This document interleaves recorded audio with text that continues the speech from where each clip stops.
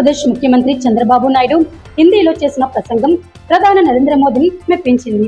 కర్నూలులో జరిగిన సమావేశంలో చంద్రబాబు చక్కటి హిందీలో ప్రసంగించడంపై ప్రధాని మోదీ సోషల్ మీడియా వేదికలో ఎక్స్ లో ప్రశంసలు కురిపించారు. ఎన్డీఏ కార్యకర్తల హృదయాలను గెలుచుకున్న చంద్రబాబు ప్రసంగాన్ని మోదీ ప్రశంసిస్తూ ఆయనలో ఉన్న ఏక్ భారత్ శ్రేష్ఠ భారత్ భావన స్పష్టంగా కనిపించిందన్నారు. బీహార్ ఎన్నికల్లో ఎన్డీఏ గెలుపుపై చంద్రబాబు వ్యక్తం చేసిన విశ్వాసాన్ని కూడా స్వాగతించిన మోదీ చంద్రబాబు హిందీ ప్రసంగం ఎంతో ప్రభావవంతంగా ఉన్నదని పేర్కొన్నారు.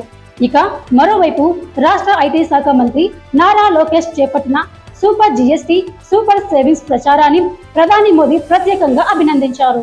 యువతకు జీఎస్టీపై అవగాహన కల్పించడంలో లోకేష్ వినూత్నంగా వ్యవహరించారని ప్రశంసించారు.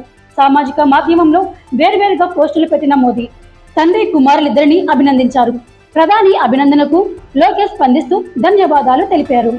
జీఎస్టీ విధానం దేశానికి మేలు చేసిందని రాష్ట్ర ప్రజల తరపున ప్రధానిని కృతజ్ఞతలు తెలుపుతున్నట్లు పేర్కొన్నారు.